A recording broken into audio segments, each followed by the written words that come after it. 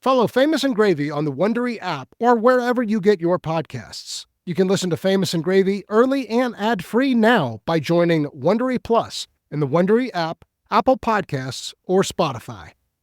Rakuten is the smartest way to save money when you shop because you earn cash back at over 3,500 stores. Fashion, beauty, electronics, home essentials, travel, dining, concert tickets, and more. Your favorite stores like Lowe's, Levi's, and Nike pay Rakuten to send them shoppers. And Rakuten then passes on a part of that payment to its members as cash back.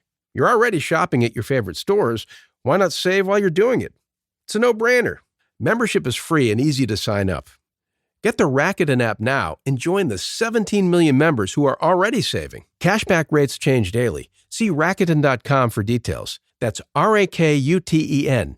Your cash back really adds up. With Ring cameras and doorbells, you can see and speak to who's there from anywhere. Here's what that means for me. When the pizza arrives and I'm in the backyard, no problem. I can let them know I'll be right there. And my dog? I can keep an eye on him even when he's being sneaky. Just pan over and... Yup, caught him with my shoe again. The best part? When someone's lurking in my driveway, I can speak to them directly. Hi, can I help you with anything? It's amazing how quickly they leave when they realize they're being watched. With Ring, you can see, speak, and protect. Explore cameras, doorbells, and more at Ring.com. Famous and Gravy listeners, Michael Osborne here. I've got two things to say before we start today's episode. First, we could really use your help growing the show, and there's a very simple thing you can do. Leave a review for Famous and Gravy on Apple Podcasts. If you're listening on Apple, you just scroll down on our show page, tap the stars, and write a few words. These reviews help feed Apple's algorithm and help new listeners to find our show. The second thing is, if you yourself are interested in starting your own podcast and you want to learn about how we built Famous and Gravy, we would love to have a conversation. Our email, as always, is hello@famousandgravy.com. So, two things. Please write a review, and if you're fantasizing about your own show, please reach out. That's it. Thanks again. Let's get to it. This is Famous and Gravy, biographies from a different point of view. To participate in our opening quiz, email us at hello@famousandgravy.com. Now here's the quiz to reveal today's dead celebrity. This person died 2018, age 76. He published a nonfiction book in 1988 that has sold more than 10 million copies and inspired a documentary film by Errol Morris. No clue. I'm going to have to start taking notes. Colin Powell. Not Colin Powell. Good guess. All right. He married twice, fathered 3 children, and was not above appearing on The Simpsons, Star Trek: The Next Generation, or The Big Bang Theory. I never saw The Big Bang Theory. Well, the problem is William Shatner is not dead.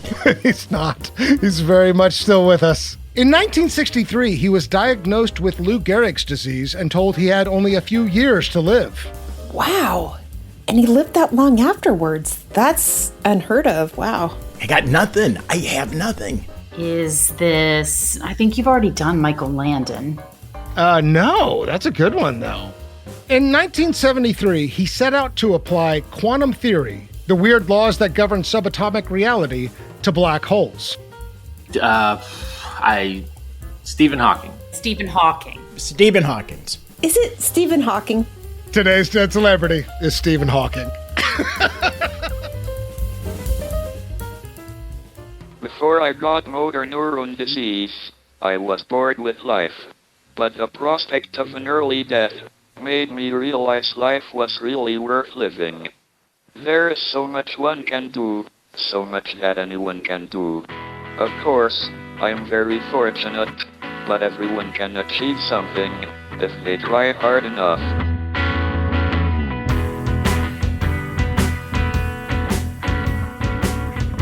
Welcome to Famous and Gravy. I'm Michael Osborne. And I'm Nicholas Weiler. And on this show, we choose a famous figure who died in the 21st century, and we take a totally different approach to their biography. What didn't we know? What could we not see clearly? And what does a celebrity's life story teach us about ourselves? Today, Stephen Hawking. died 2018, age 76. I am thrilled to have my friend Dr. Nicholas Weiler back on the show. So Nick and I, we didn't go to grad school together. We were in grad school at the same time. Nick and I worked together on a show called From Our Neurons to Yours by the WUSI Neuroscience at Stanford. Here's the question I have for you. How's your physics?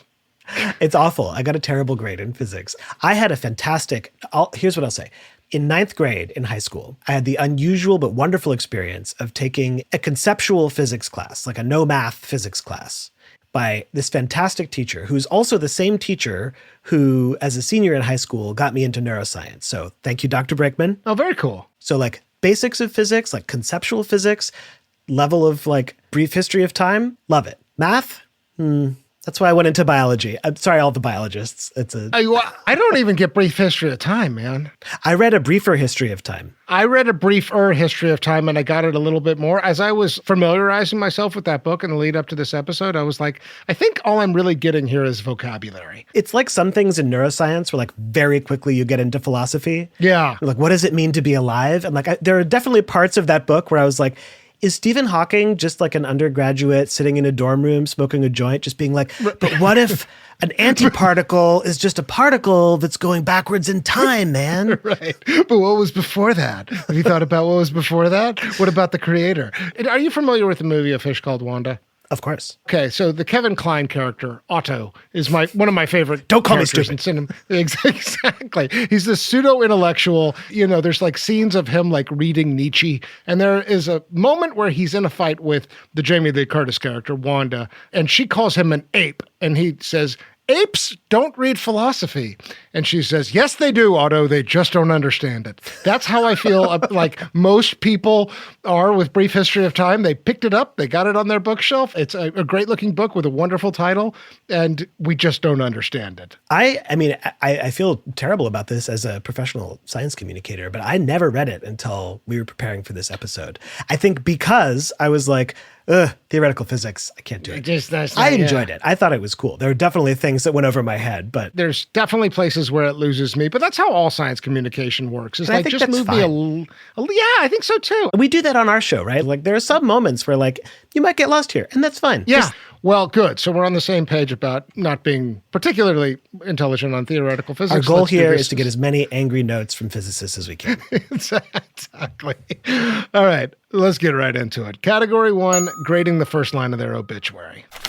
Stephen W. Hawking, the Cambridge University physicist and best-selling author who roamed the cosmos from a wheelchair, pondering the nature of gravity and the origin of the universe and becoming an emblem of human determination and curiosity, died early Wednesday at his home in Cambridge, England. He was 76. Holy wow. I really enjoyed this. I mean, I've listened to a lot of episodes of this show, and I was like prepared to come in here with a hatchet.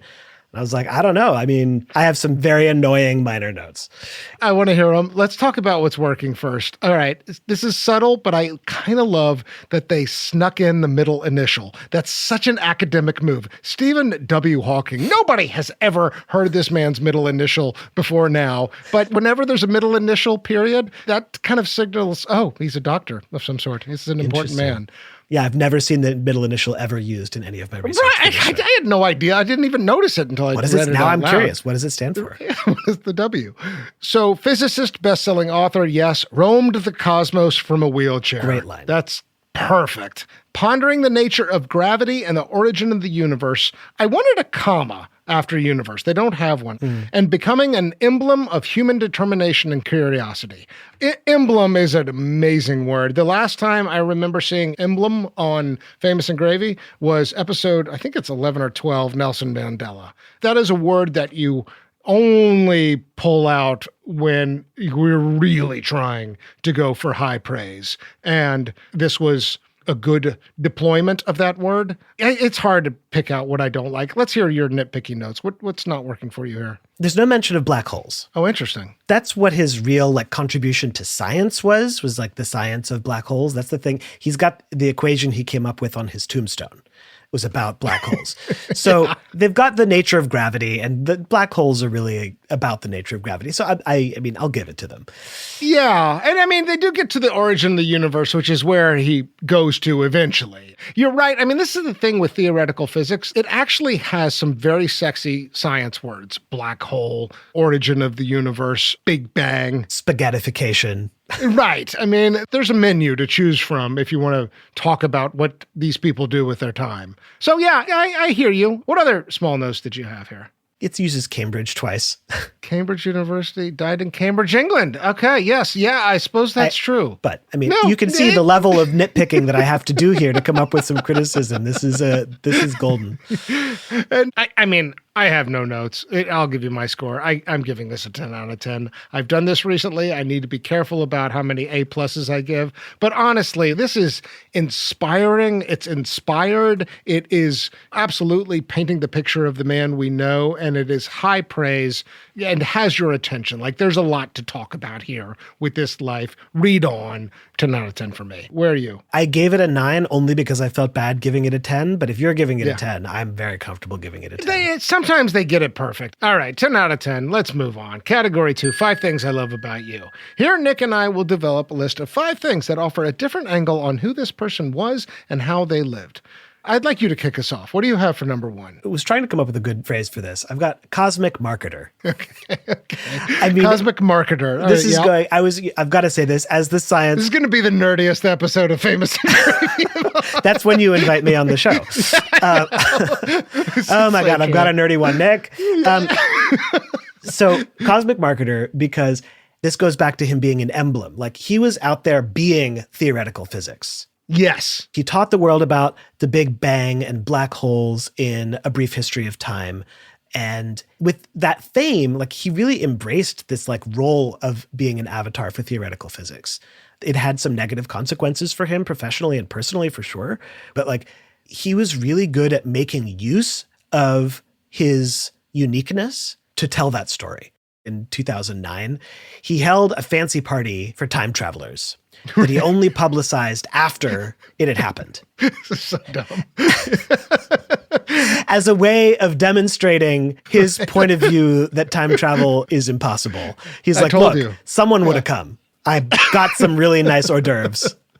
And if time travel is ever invented, someone would have showed up at this party, and no time travelers from the future showed up. But that's like a marketing thing, right? Like, it's a gag. Yeah. It's a thing that gets news. I think what you're speaking to really is his skill as a science communicator. Like, A Brief History of Time is a confusing book in a lot of places. Like, it's easy to read, but hard to understand.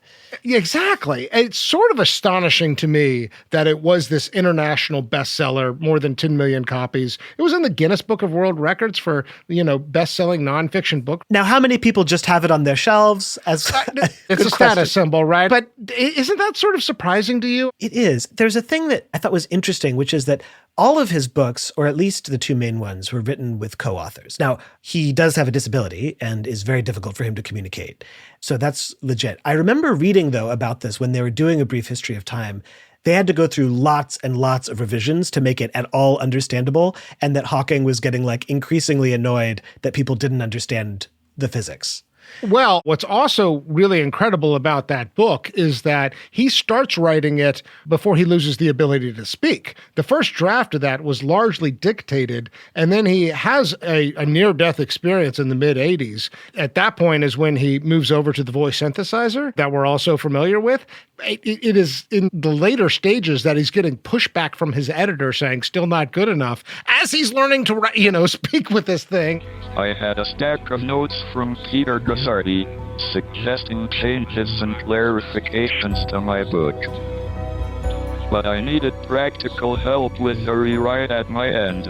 Someone who could act as a go-between. Keeping the graphic as simple as we can. The people in the States were speaking on a loudspeaker phone in his office, and Stephen was writing using his new computer system on the screen, and then you would say what he was saying over the phone. The way you're writing this is just to keep... We're just sort of cobbling it together, I think is probably the right term. So that the book happens at all is amazing. Yeah. I mean, if you had to try and distill down what you think his gift as a science communicator is it about the fact that he is a man in a wheelchair who speaks with a voice synthesizer? I mean, that is kind of part of the package of him as a science communicator, but it's also the ideas. There is something exciting about the imagination. Like, how do you understand his talent as a cosmic marketer? It's a great question. I think that it's partly his willingness to dive into the philosophy. Like, if you want to really understand what he's talking about, it's some thorny stuff. But he's also going to step back up, right? He does the thing that I was always taught in grad school to do in a good presentation, where you're like, here's the high level. Now I'm going to dive down deep into some thorny stuff. Now let me bring you back up and like, what have we learned from this? Yeah. And so even if there's stuff in there that's really hard to wrap your head around, he's always framing it in a way that connects it to what does it mean to be alive and like, why does the universe exist at all? These big undergrad dorm room questions. I agree with that, Nick. I mean, I do think the art of science communication on some level is an intuition about the audience's tolerance for complexity and confusion. It is this toggle between words and ideas you recognize and like, I don't quite get it, but then you start to feel like you get it just a little bit. So, well, I love that. Okay. For my thing number 2, I think his somewhat reluctant willingness to be a symbol for disabilities. Obviously, I want to be sensitive here, but I do think that there are some parts of his story that are flat out inspiring in terms of his diagnosis and how he dealt with it. So he was diagnosed with ALS around age 21, Lou Gehrig's disease. And this is near the time at the end of his undergraduate, essentially at Oxford. He starts falling down a little bit. He has one really bad accident where he falls downstairs and the doctor's like, well, you need to drink a little bit less. And then eventually he goes to a doctor and the doctors give him like 2 years to live. They say you're not going to make it. This is also around the time that he meets and falls in love with his first wife. And he takes that experience of falling in love with her. He had also been something of a like gifted, but he would even say, I think, semi-lazy student before he gets his diagnosis. And when he thinks he's only got a couple years to live, he like goes for it. He's like, well, I want to make a contribution. Perhaps because I realized I might not have much time, I renewed my efforts to tackle the big question in cosmology in the early 60s. Did the universe have a beginning or not? And he lands a job and pursues a life. His relationship to his disability is at times, you hear him say, sometimes I think the only reason I'm a celebrity is because I'm in a wheelchair. Right. And so I do think that there is some reluctance, but there's also other key moments where he's clearly embracing it. He's at the Paralympics ceremonies. The Paralympic Games are all about transforming our perception of the world. We are all different. There is no such thing as a standard or run-of-the-mill human being, but we share the same human spirit. He talks very openly and honestly about the experience of frustration, but also finding meaning and purpose. In some ways, Nick, this is a story that scares most of us. This is a big fear that we're going to lose our physical capabilities and we're going to be in our mind, unable to communicate, unable to partake in quote unquote normal activities. And the only sort of upward staircase there, the only solution in all this is to find meaning and purpose in whatever it is you do. And he finds that and then some. I heard him in an interview say that he was happier after his motor neuron diagnosis than before, because before he was like at a loss for a meaning to his life. Like, what did anything matter? You know, he was an undergrad. He had that malaise of like, what's the purpose of life? I don't know. But then he figured out a way to like, hey, I'm going to make whatever contribution I can. I watched the 1992 movie that Errol Flynn adapted about brief history of time. And there's a moment where his mother like all but walks up to, it's almost a good thing. She's like, she catches herself and says, I can't call this a good disease. But this lesson of finding meaning and purpose, like this is what we all have to do, Nick. This is the famous and gravy point, is that we all need to find a higher calling, a greater purpose, a way of being of service to our fellows and society at large. And you know, that this man who had this very scary progressive neurodegenerative disease found that, like it cannot be overstated what a lesson that is. I want to ask you, How well do you understand Lou Gehrig's disease or ALS, or what do we call it now? It seems like most people are calling it ALS now, which stands for amyotrophic lateral sclerosis, which is fancy science talk for muscles degenerate because the nerves that control the muscles stop working. And what part of the brain are we talking about? Well, there are two groups of motor neurons. There are motor neurons in the brain that communicate to the spinal cord, and there are motor neurons in the spinal cord that communicate to the muscles. And either or both of those can degenerate in ALS. That's really interesting. I mean, one other question on this, and you may not have an answer to it. If Stephen Hawking were to get the diagnosis today in 2025, would the prospects be more or less the same as when he got it back in the mid-early 60s? That is a great question. I suspect so. This is not somewhere where we've made a lot of progress. No, I mean, people are still, I know several people, either directly or through friends and family, who've had ALS. And it's a very sad thing to an outsider. It feels, as you said earlier, it's very scary. Thinking about being locked in. There's a line in The Theory of Everything, the movie with Felicity Jones and Eddie Redmayne, about Stephen Hawking, where when he's getting the diagnosis for the first time, he's like sitting in the hallway of this hospital, and the doctor in the white coat is being very blunt and very straight with him about what it means. And the Hawking character is stunned by that. He said, "Will I still be able to think?" And the doctor says something along the lines of like, "Yes, but pretty soon no one will know what you're thinking about." Wow. Yeah. You won't be able to share it. Yeah. Even now, the average survival is like 3 years. Is that right? Wow. Okay. Well, I am curious, like, how unusual it is that he made it to 76. I think it's extremely unusual. Now, the other thing is that he also had early onset ALS. I mean, this usually happens to people after they're 50. So he had a very unusual case. I mean, here's the thing, Nick. The fact that he found a purpose and a meaning and a reason to not just live, but to throw himself into a certain kind of work doesn't feel totally coincidental to me with his surprising longevity. That I think we need that. We need a reason to get out of bed in the morning, even if we have to make it up, even if we have to trick our minds into thinking that we need a reason to get out of bed in the morning. And if there's nothing else to learn from this life, it's that, you know? Yeah. I mean, I have mixed feelings about that. On the one hand, Hawking himself said it is so important to have work that's meaningful to you.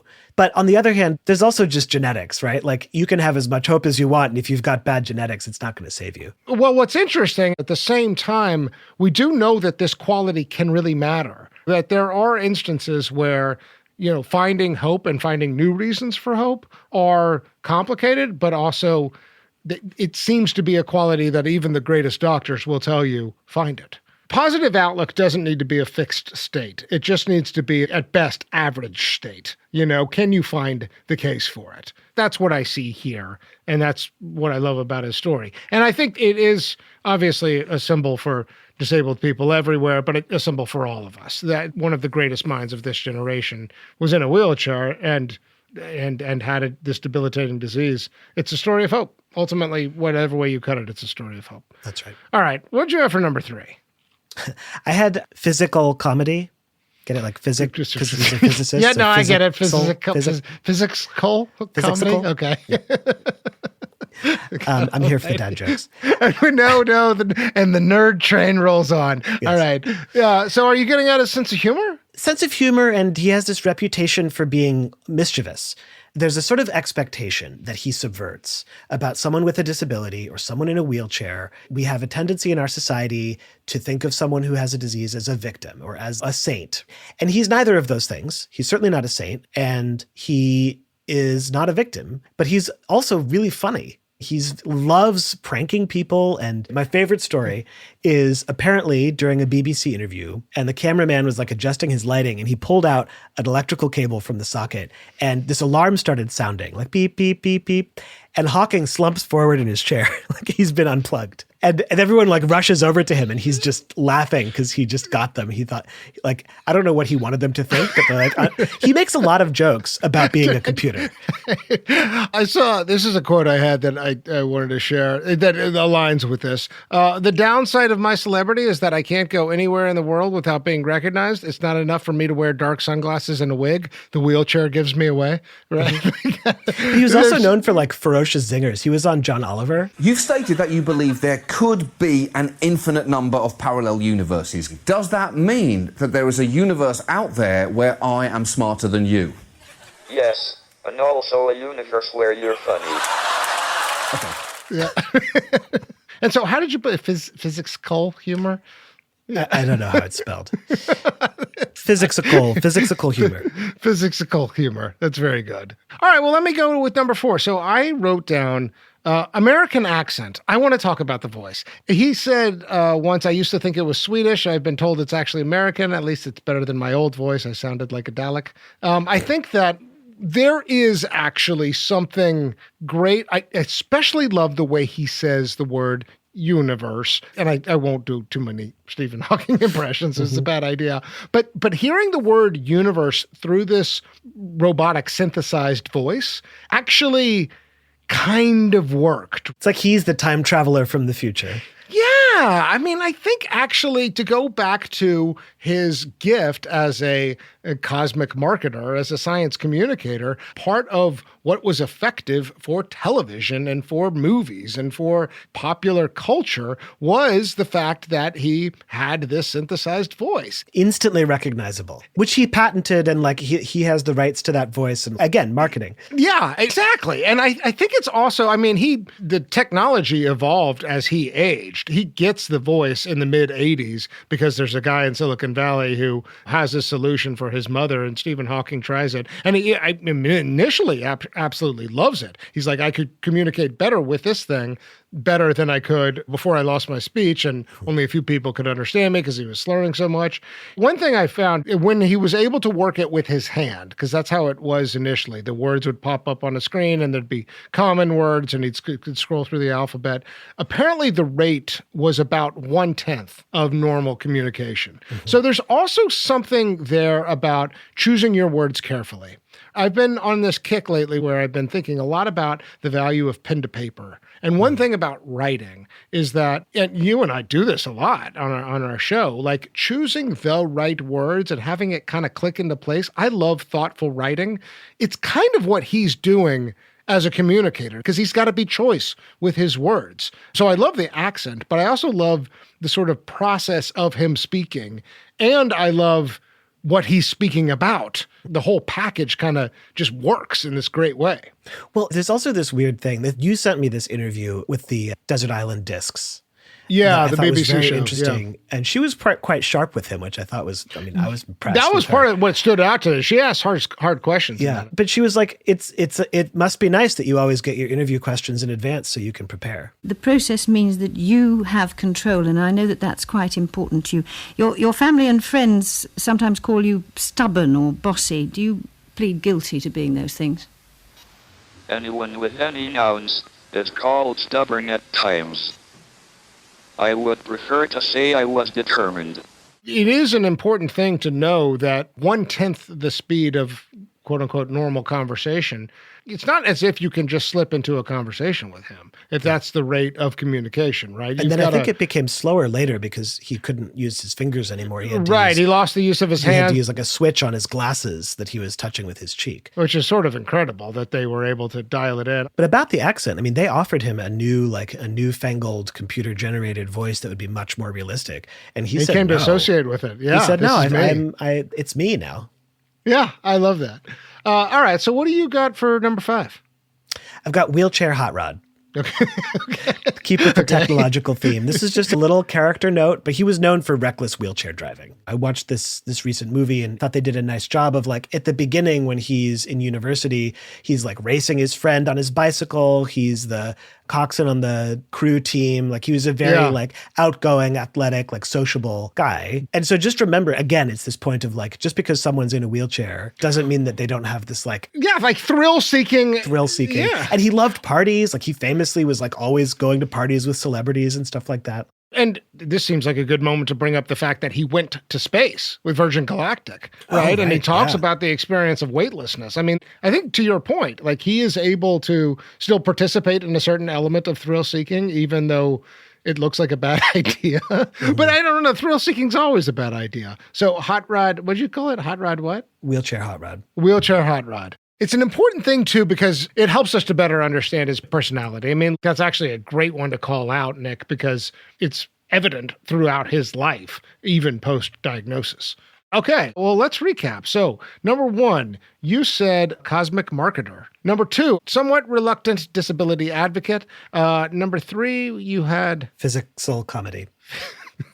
Okay, we're never going to say that again. Physical comedy. Number 4, American accent and the voice. And number 5, wheelchair hot rodder. Excellent list. Okay, let's take a break. You know that person in your life who just can't stand mayo? Call them traumatized. Call them closed-minded. We get it. They're stuck in their ways. But here's the thing. They just haven't tried Hellmann's flavored mayo.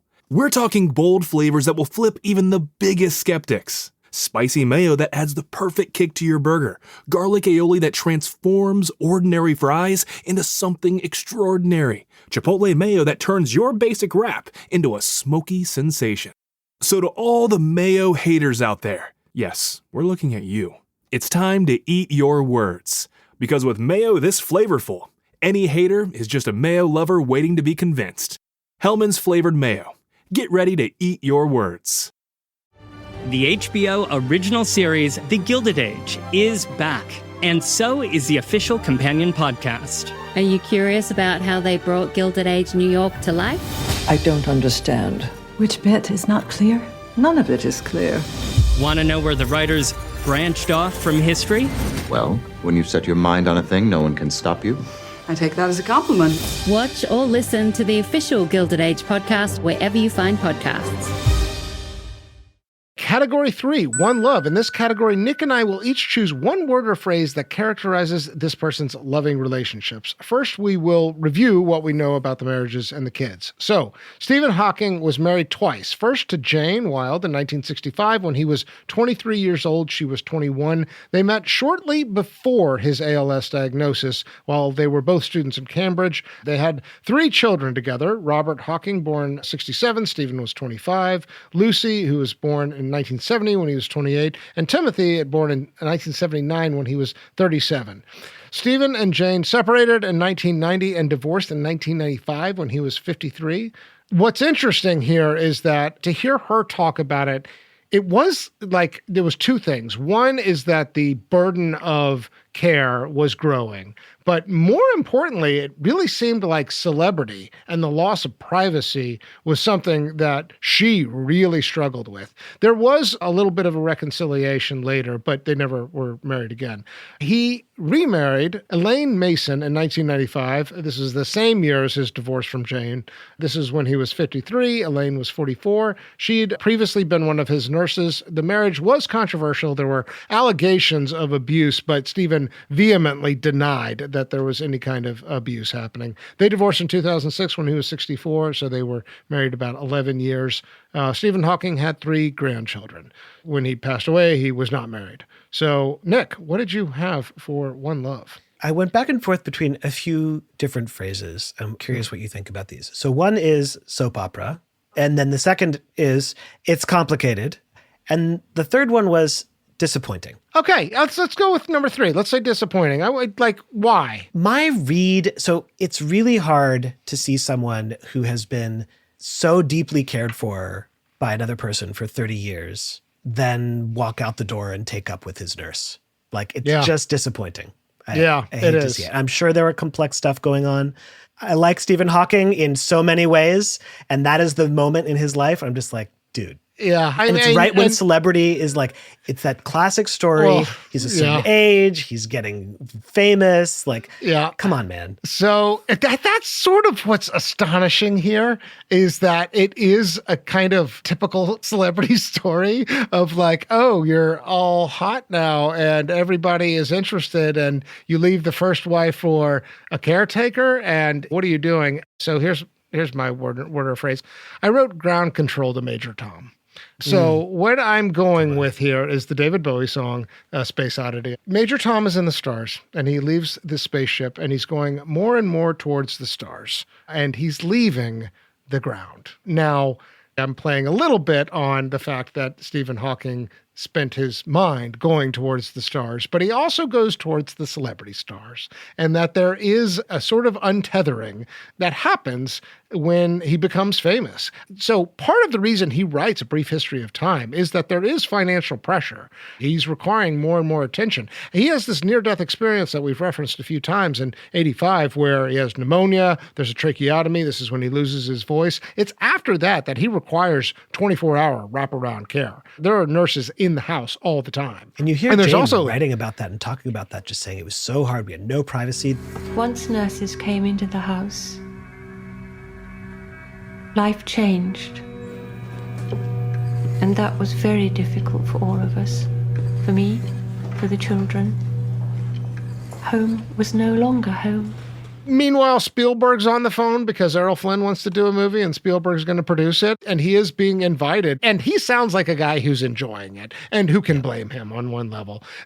Actually, to even back up in the 70s, one thing I found interesting was how much his grad students were actually part of the caretaking team. Well, he actually refused to have a professional caretaker for a long time. And that was one of the things that was so stressful for her, was because he didn't want to be medicalized. And that put a lot on her. And I do think that overall, it's sort of surprising how banal the celebrity story is here in a way, because you just wouldn't think it applied. But then this is why I said it's complicated, which is that, so they separated in 1990 because he was going to go off with his nurse, who he later married. But she, several years before, had started initially platonic, it sounds like. She had developed feelings for this person who had also been a caretaker, who they knew. I think, yeah. Jonathan. Yeah. It sounded like, from what I read, that Stephen Hawking kind of was cool with this because he understood That's what I read too. She had needs and so on. Right. There's an arrangement of There's sorts. an arrangement where she has this other relationship because she has a lot of stress on her. And then he leaves because it's too awkward and like someone wonders whether their third child is his or Stephen's. And so he's out of the picture. And then Stephen takes up with his nurse and goes off. And then Jane goes back to Jonathan because she's like, well, finally, I don't have, I've done what I could for Stephen, and now I'm going to go back to this other person who I have these feelings for. And then, as you said, 2006 or so, Hawking divorces his second wife and kind of comes back to the family. They had been kind of estranged for 15 years, and then there's a reconciliation. I think they must have found the right balance, and I don't want to get too much into projection. His children are noticeably absent from a lot of the documentaries, and nobody else but Stephen is seeking the limelight here. Also worth noting that Jane was a devout Christian, and Stephen Hawking was, they describe him as an atheist. Actually, when he gets asked questions about God, I hear more agnosticism than atheism, but he's not a devout Christian in any way. The Brief History of Time talks about God a lot. Yes, it does. All right, I want to flip it one time real quick. Disappointing? Isn't it also kind of great?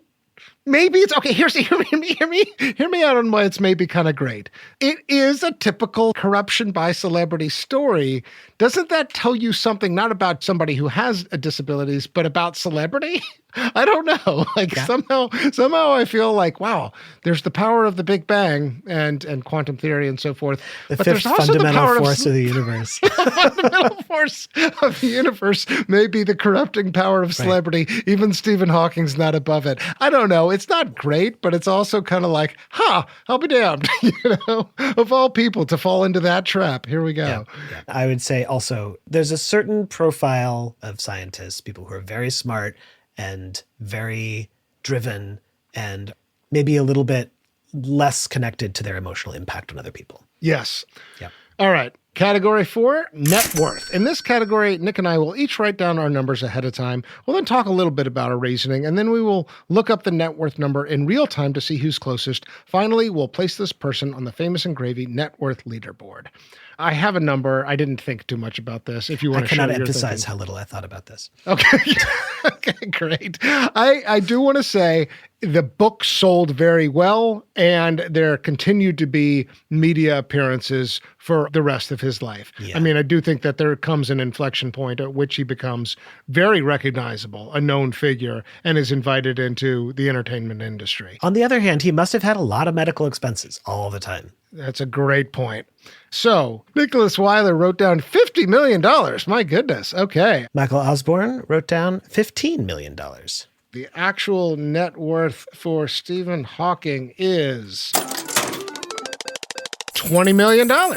Okay, I'm a little closer. Yeah, $20 million. That's a good number. So it used to be the case that, and this is maybe famous and gravy inflation, in the early stages of our show, $10 million was the magic number for me. It's kind of becoming 20 because the $20 million famous and gravy net worth leaderboard, it is right below the median. So at $20 million, he is at the same dinner table as, get this list, you're going to love it, Betty Ford, James Garner, Curly Neal, the Harlem Globetrotter, Maurice Sendak, Gary Shandling, Tom Wolfe, Gene Wilder, Eddie Money, Sidney Poitier, Rodney Dangerfield, and Leslie Nielsen.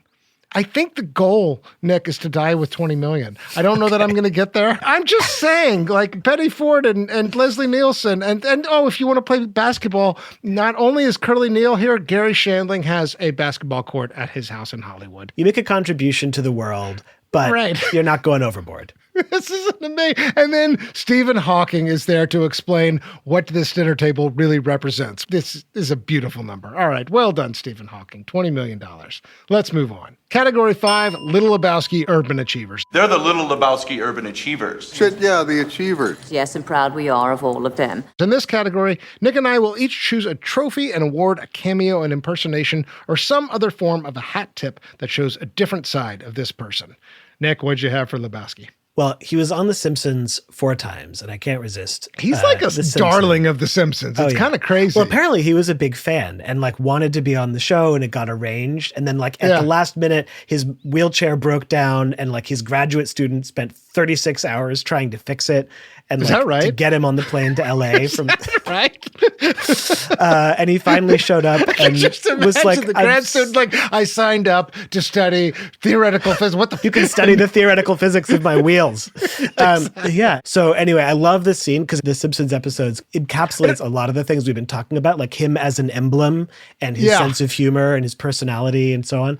So my favorite one, the first one in 99, is an episode called They Saved Lisa's Brain or something like that. It's basically Mensa takes over Springfield, and Hawking is confronting the Mensa crowd and Principal Skinner at the end, and he says, I don't know which is a bigger disappointment. My failure to formulate a unified field theory, or you. I don't like your tone. If you are looking for trouble, you found it. Yeah, just try me, you.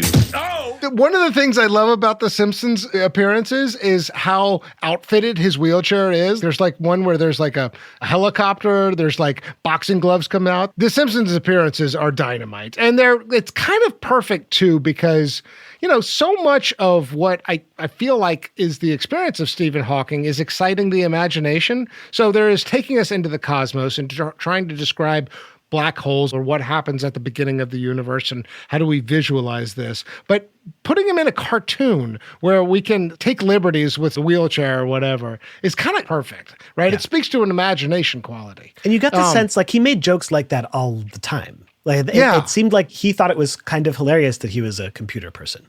Totally, right? And I mean, can't help but sort of see some level of acceptance, I don't think he's happy he got the diagnosis ultimately, but I do think that given the cards he was dealt, how he played them, that's the famous and gravy question as well. Yeah. Well, Michael, what was your Little Lebowski? This was also in the quiz, the Star Trek Next Generation. You and I you're a Next Generation fan too, aren't you? Yeah. There's a scene where Data has found that playing cards with other members teaches him something about humanity, so he's organized a card game with Isaac Newton, Albert Einstein, and Stephen Hawking on the Enterprise, and they're playing cards, and that scene where Stephen Hawking tries to bluff Albert, or Albert Einstein calls him. The uncertainty principle will not help you now, Stephen. All the quantum fluctuations in the universe will not change the cards in your hand. I call. You are bluffing. And you will lose. Wrong again, Albert. And that's a deep science joke, right? Albert Einstein never accepted quantum physics. And so... Well, and I kind of keep invoking this, but he goes to space. I said space oddity, being in Star Trek. There is this thing about his imagining of space that also makes space flight, space travel, space, I don't know, experience more real. Like, it's such a perfect place to put him on the Enterprise that way. Because I think, like, if you are going to have a disability where your body is not able to express all the things that most of the rest of us can express, that most people can express through writing, through dialogue, through exercise, whatever, what he shows over and over again is that the life of the mind, and only of the mind, or mostly of the mind, can still be a wonderful place. And so these appearances and invoking space kind of does that for me. So Star Trek, Next Generation. Okay, let's take another break. There's some incredible TV coming out of the UK right now. Brits just do it differently. The accents, the wit, the scenery, the devastating one-liners disguised as compliments. It's all streaming on BritBox. They have the best mysteries, dramas, comedies, and seriously addicting originals like Outrageous, based on the true story of the Mitford sisters. They were kind of like the Kardashians of the 1930s, wealthy, audacious, chaotic, wildly opinionated, and always making headlines. And chances are you've never heard their story. It's stunning. It's jaw-dropping. It's very British. So check out Outrageous. It could be your next favorite. Don't miss Outrageous, streaming now only on BritBox. Category 6, words to live by. In this category, Nick and I each choose one quote. These are either words that came out of this person's mouth or was said about them. What do you have here? He said, even if there's only one possible unified theory, it's just a set of rules and equations. What is it that breathes fire into the equations and makes a universe for them to describe? The usual approach of science of constructing a mathematical model can't answer the questions of why there should be a universe for the model to describe. Why does the universe go to all the bother of existing? Why does the universe go to all the bother of existing? I think it's because he's living in this mathematical world where he's like, the universe should be simplifiable to an equation, but it also exists as a physical experience. And I think that speaks to me as a neuroscientist, which is the thing that's crazy about neuroscience is we can understand all these things that the brains are doing, but what we do not fundamentally at all, in any way, 0% understand in neuroscience is why it feels like something to be alive. Why seeing something feels like something. That is this hard problem of neuroscience, and that's exactly what he's talking about. Hard problem of the cosmos. We can calculate all the equations, but why does the universe exist? What turns math into reality? That's good. Okay, this one's a little bit dark. He said, I think computer viruses should count as life. I think it says something about human nature that the only form of life we have created so far is purely destructive. We've created life in our own image. All right, that's a little cynical, but but also kind of... he got political, too. Like, he refused a knighthood because of the... Oh, is that right? I didn't see that. Oh, yeah. And he was he was very concerned about AI and the future of AI. I mean, he died before the big recent AI revolution, but this was a big thing he was thinking about towards the later years of his life, like what the potential benefits and the potential risks. Yes. Well, I think it's a quote to live by. I'm going to be thinking more about computer viruses. All right. Category 7, man in the mirror. This category asks a fairly simple question. Did this person like their reflection, yes or no? This is not about beauty, but rather a question of self-confidence versus self-judgment. This is a little bit sensitive, but I think one thing I was thinking about for people who are preoccupied with their looks, the more you look in the mirror, the more insecure you are. And Stephen Hawking had to sort of surrender his physical appearance at a very early age and make peace with it. And I think he does, as is evidenced by the humor, the embracing of celebrity life, that I think he is having fun. And anybody who's preoccupied with what the mirror shows you is a no in my mind. And so I ended up saying yes. The other thing is that I do think the stubbornness, the kind of academic personality, there is a kind of, well, I'm brilliant story that he surely is telling himself. I would have thought if he's invited onto the Enterprise with Isaac Newton and Albert Einstein, that's the kind of thing that can go to your head. I ended up going yes. But how did you think about this one? You make a great point. My initial take was that it must have been always so hard to remember who he was. To remember being able-bodied. See everyone else, see what everyone else is able to do, and just not be able to do that, not be able to even control his posture, his facial expression. It's just hard for me to imagine that you ever look in the mirror and go like, I'm great. On the other hand, I think your point that like he truly embraced it and he made it iconic. He made what he saw in the mirror something that everyone in the world can recognize and instantly think of smartest man in the world or one of the smartest people on the planet. That's pretty impressive. So I hear your point. I think it's a good one. Well, okay. So this category is meant to sort of average out over the course of a lifetime. We'd be idiots not to consider the case you're making right there. There must have been moments of envy, frustration, jealousy, of self-pity, of why is this my fate? How could there not be? I guess I just see more evidence for self-affirming behavior and validation and meaning and purpose. I mean, it goes back to my thing number 2, really, that whenever anybody finds their purpose, I'm inspired, not because I think that there is a creator necessarily who gives us purpose, but with anybody who tricks themselves into thinking that they found their purpose and it is largely selfless, that it's meant to be a contribution to the stream of life. That is very evident to me here. And that is, I think, the only way to really, on balance, consider this question. You don't see a lot of self-doubt from Stephen Hawking. Right. I don't know that I saw really any moments except for that period right after his diagnosis. But he makes all these bets. He calls things his most famous blunder. But like, it's always with this forward momentum. I mean, the thing that people knock him for is not like doubt, but like maybe overconfidence, right? Yeah, I mean, I do think to go back to One Love, though, and your, disappointment, which I think is it's disappointing and it's complicated. I do wonder if there's regret there. I mean, I think it is probably all but impossible to appreciate the burden that you are placing on loved ones when your physical health requires so much care, right? And you can wonder here if he regretted his ability to love Jane back, to love the kids back. The fact that there is a kind of at least partial reconciliation or normalization towards the end of his life hints at both things to me. It suggests to me that there was maybe like, okay, wait a second, I want to participate in this family and we have children together, but also maybe I could have done things differently. Hard to know what, though, given the cards he was dealt. So yeah, I mean, it's a tricky one, but I'm going yes. I think he liked his reflection. Okay, next category, cocktail, coffee, or cannabis. This is where we ask which one would we most want to do with our dead celebrity. This one is so easy.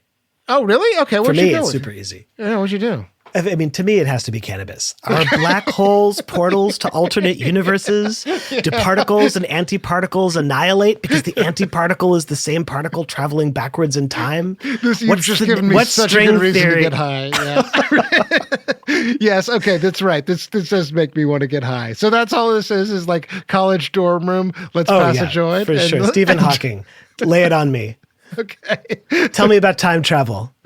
Okay. That's actually a very, very compelling case. Paint the scene here, Nick. Where are you picturing, getting high with Stephen? Where am I getting high with Stephen Hawking? I mean, I think like you said college dorm room. And so like, lots of like plush, comfy cushions. Actually, no. You know what? What am I saying? Obviously, under the stars. Yeah. Okay. That's right. the way. That is the way.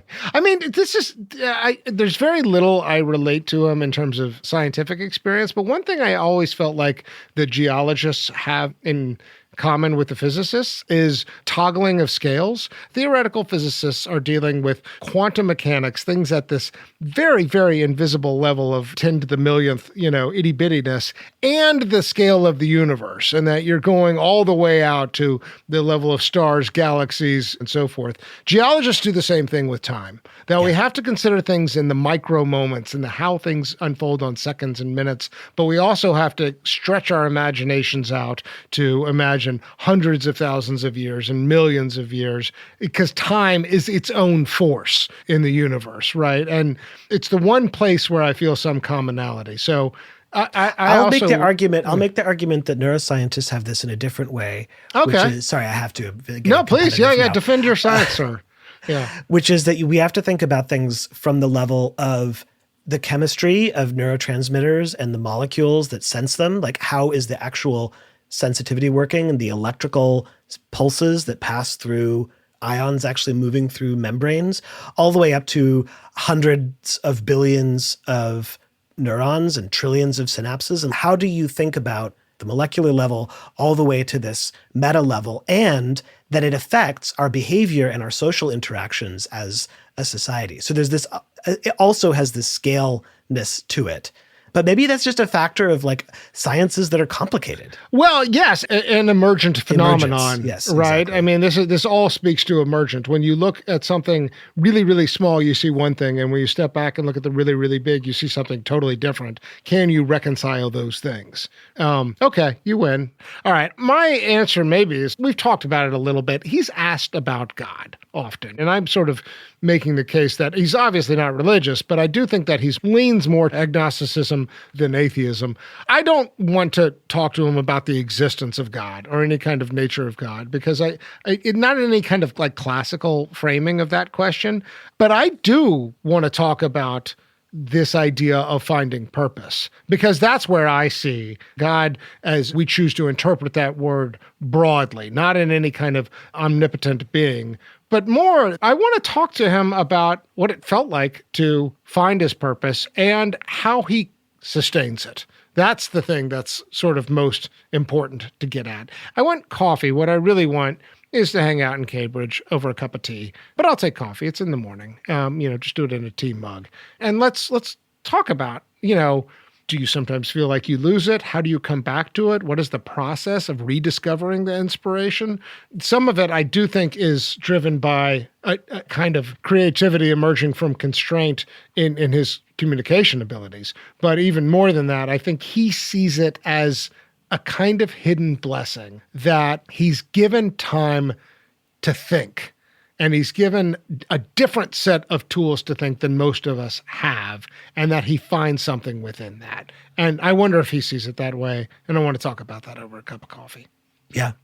All right, we have arrived, the final category, the Vanderbeek, named after James Vanderbeek, who famously said in Varsity Blues, "I don't want your life." In that Varsity Blues scene, James Vanderbeek makes a decision that he does not want a certain kind of life based on just a few characteristics. So here, Nick and I will form a rebuttal to anyone skeptical of how Stephen Hawking lived.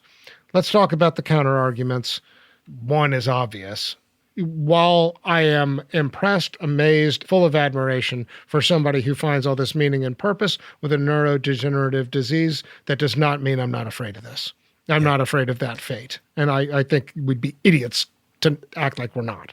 Right. You know? I mean, you just have to think, he went through such a hard time. So Yes. many medical problems, so much and the gradual loss, particularly when you've got young kids, we're both dads, imagining losing the ability to communicate with your kids and hold them and all. I mean, it would just be so difficult. And always kind of hovering there, right? That, getting pneumonia, or one day you can move your hand and the next day it's not quite working as well. Is that a permanent thing? I mean, the experience of fear and the risk of future tripping and thinking, how much worse is this going to get and can I handle it? That had to loom. There's just no way. Yeah. And then I think there is some struggling with interpersonal relationships. Just the ability to talk, the ability to touch, the ability to express love is inhibited. And the question I have, I guess, is if your ability to express love in the ways that people are used to experiencing it, does that also inhibit your ability to feel love the way that people are wanting to express it? I don't know, but you're disconnected in a way. He talked about not feeling disconnected, but it's hard to imagine that he didn't feel disconnected from people. Yeah, and I do think that relationships are often built on reciprocity. And so, how are you able to participate in that experience of reciprocity? So this is, I guess, a subset of the first point. But I do think that you look at some of the friendships, some of his grad students and his wife and children, I think that there is a lot of love there, and I don't mean to say otherwise. But I do wonder if that's not part of what James Vanderbeek is saying when he says, "I don't want your life." Okay, so let's talk about the reasons why you would want this. I mean, where would you start with this? I mean, I think when you get to it reminds me a little bit of our conversation about Oliver Sacks, the other episode that we recorded together, because you have to look at the whole arc of the life. you have to look at like what he went through, what he suffered, but also what he accomplished. Like he figured out how black holes eventually disappear. He figured out something fundamental that gave us all, scientists, but also all of us, a little window into this fundamental question that still plagues us about the nature of the universe. Like, how do you reconcile Newton with Einstein? Like, how does the universe work? He made a big contribution to that. Well, and I think this is your point everything. number one about Cosmic Marketer, too. He also reminded the world that really smart people are out there thinking about this and trying to understand the secrets of the universe. And when we've done that in the past, it has led to revolutions. It is what gave us the power of the atom, right? Would you say he's the second most recognizable scientist after Einstein? That's interesting. Certainly second most recognizable physicist. Can't think of anyone else. I can't think of anybody else who compares. But I mean, these are sort of two different things. There's the actual contribution to science, but there's also the reminder to everybody outside of science, like that this is happening and that there is a higher purpose and a higher goal. And here's a glimpse, at least, at what that looks like. Having lived on this wonderful planet for over 71 years, I feel my proudest achievement has been to inspire people to think about the cosmos and our place in it. Since I believe there is no afterlife, I think it's important to realize we only have a very short time alive and should make the best of it. Today, I enjoy time together with family and friends. And despite my disabilities, I'll always keep wondering about the mysteries of the universe. That must be all the sweeter because of the challenges that he faced. 100%. That's thing number 3, right? You're like, I beat you, right? Like I did not let this stop me. Yeah. I mean, I think what's inside of that for me is the power of the imagination, because I do think that was the muscle he's flexing while all other muscles are failing. The muscle of the brain and the mind is working double overtime to prove something. And I do think you're right. I think that there's perhaps a real competitive, I beat you kind of attitude, hell yeah, I want that. Not necessarily as a kind of like, I want to win point, but certainly as I want to make my mark. I think there's this deeper philosophical point, right? Like if you had to pick between an easy life where maybe you don't add much and a really, really challenging life where you have a very clear demonstration that you made an important difference. That's not an easy question. That's a hard question. But making a contribution despite challenges is like, that's a good life. I'm going to add one more. I think that he really worked hard to show us it could be fun. I don't think that it's a bed of roses everywhere, but I do think that we see a sense of humor. We see thrill-seeking behaviors. I think we see a celebrity, that I mean, despite everything, I'm going to try and have fun, and absolutely. Like there are lots of biographies and eulogizing and he's an emblem and so forth around Stephen Hawking, but I'm not sure anybody has ever quite come to the conclusion this guy is really working to have a good time, and is giving us a lot of evidence that he had a good time. And if that's not a lesson, I don't know what is. So with that, James Vanderbeek, I'm Stephen Hawking, and you want my life.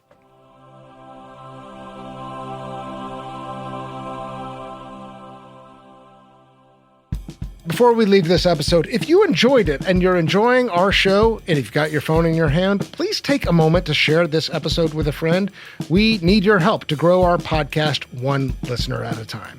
All right, Nicholas, plugs for past shows, Speed Round. If listeners enjoyed this episode of Stephen Hawking, what's an episode from the Famous and Gravy archives that they should check out? Fred Rogers is just a beautiful episode. Thanks, man. That is a great life. Yeah, and meaning where we didn't necessarily even see it the first time, right? Beautiful on the surface and beautiful underneath. That's one of my favorite ones to tell people to start with, so thank you for calling it out. Episode 100, Divine Neighbor, Fred Rogers.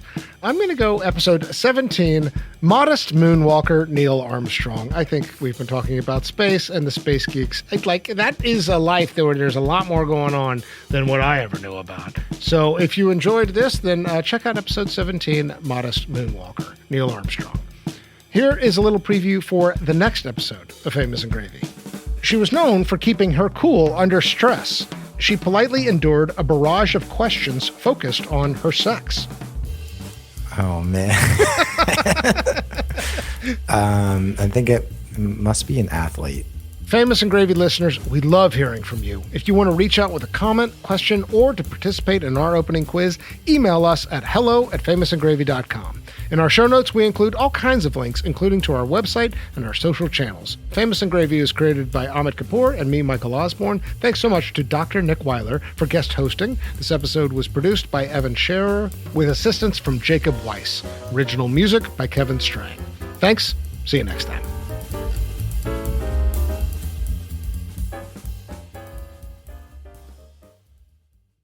Follow Famous and Gravy on the Wondery app.